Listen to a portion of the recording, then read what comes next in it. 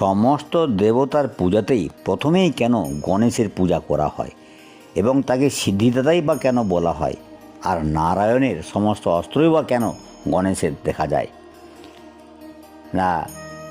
গণেশের জন্ম নেবার পর অন্যান্য দেবতাদের সঙ্গে শনিও গণেশকে দেখতে এসেছিল, কিন্তু তখন শনি গণেশের দিকে তাকাতেই গণেশের মাথা উড়ে গিয়েছিল।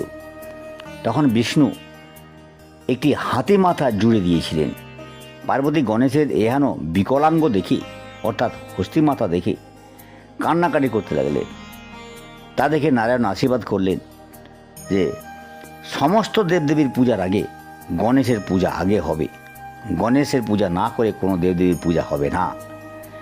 আর শিব, দুর্গা, সূর্য ও বিষ্ণু এবং গণেশ, এই পঞ্চদেবতার মধ্যে গণেশের পূজা আগে হবে এবং আমি আমার সমস্ত অস্ত্রগুলি তোমার ছেলেকে দিয়ে দিলাম। শুধু তাই নয়, পার্বতী তোমার ছেলে হবে সিদ্ধিদাতা গণেশ। গণশক্তির এই মহিমা প্রকটিত করার জন্য গণেশ হলেন সিদ্ধিদাতা। এ পর্যন্ত। ভিডিওটি কেমন লাগলো? যদি ভালো লাগে তাহলে চ্যানেলটি সাবস্ক্রাইব করুন আর পাশে থাকা বেল আইকনটি আপনি প্রেস করুন। লাইক করতে পারেন, শেয়ারও করতে পারেন। আরও যদি কিছু জানার থাকে তাহলে কমেন্টস বক্সে জানান। ধন্যবাদ।